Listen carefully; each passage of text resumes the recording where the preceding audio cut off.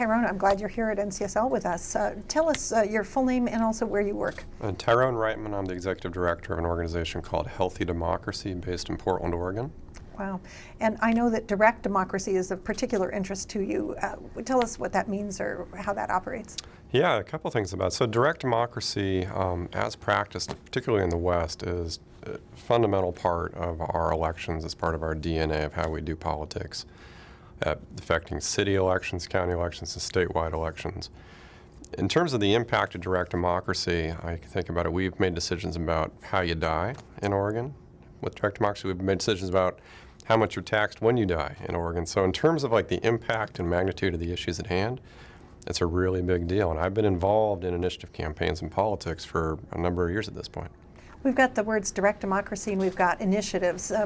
Can you make that link for us? What's an initiative in this context? Yeah, so one form of direct democracy, or having voters decide upon questions of public policy directly rather than having legislators do so, is the Citizens Initiative, where citizens are allowed to go and petition, gather signatures on a law to be enacted, then to have it qualified for the ballot for a public vote. And that's really where Healthy Democracy has focused its work.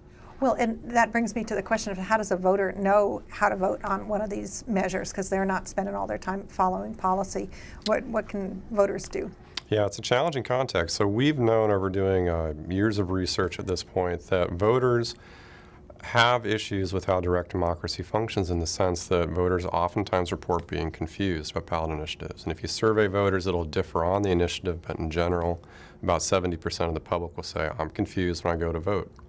Around that same number, roughly 70% will say, even when I'm confused, I'm going to cast my ballot and do the best I can, which I think is a really good thing. Voters take this right seriously.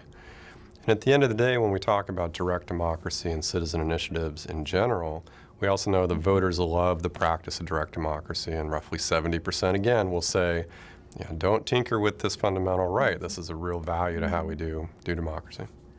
And so how does your project help with what voters should know? We're really trying to tackle that question of 70% of voters saying that they're confused when they go to vote. And the Citizens Initiative Review basically convenes a small, randomly selected, demographically balanced sample of the voting public, about 20 people, brings them together for 4 to 5 days so they can deliberate, learn about an issue, and then summarize in their own words the key facts that they feel every voter should know, whether you're for or against it, published in the Voter's Guide. And it was passed into law in Oregon in 2011. So you have this process in Oregon where you do the Citizens Initiative Review process for all of those ballot measures? It's privately funded at this point. It's an official state function. Approximately 2 statewide initiatives, usually constitutional amendments, are reviewed.